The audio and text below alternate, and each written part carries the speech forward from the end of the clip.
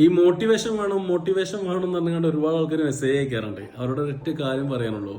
എടാ, മോട്ടിവേഷന് നാലാള് കൂടുന്ന സദസ്സിൽ കയറിയിട്ട് മാസ് BGM ഇട്ടിട്ട് അടിക്കുന്ന ഡയലോഗ് അല്ല മോട്ടിവേഷൻ. മോട്ടിവേഷൻ എന്ന് പറഞ്ഞാല് നീയൊക്കെ പൊട്ടി പാളിസായി പണ്ടാരടിഞ്ഞ് കുത്തിരുന്ന് കണ്ട് എന്നോട് വന്നു മോട്ടിവേഷൻ വേണം നടിന്നല്ലേ.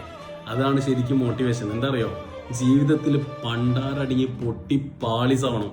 പൊട്ടി പാളിസായി കഴിഞ്ഞാൽ മുന്നോട്ട് പോകാനുള്ളൊരു വഴി പടച്ചോൻ കാണിച്ചു തരും, ഒരു ടേണിംഗ് പോയിന്റ്. ആ ടേണിംഗ് പോയിന്റ് പിടിച്ചിട്ട് മുന്നോട്ട് കയറിക്കൊള്ളണം.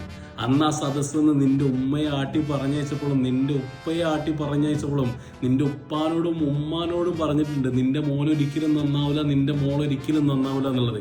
എടാ, നന്നായി കുടുംബക്കാരുടെ മുമ്പിൽ കാണിച്ചു കൊടുക്കുക. എന്നിട്ട് മാസ് BGM ഇട്ടുകൊണ്ട് ഒന്ന് നെളിഞ്ഞ് നീർന്ന് കുടുംബക്കാരുടെ മുമ്പിൽ ഒന്ന് നടക്ക്.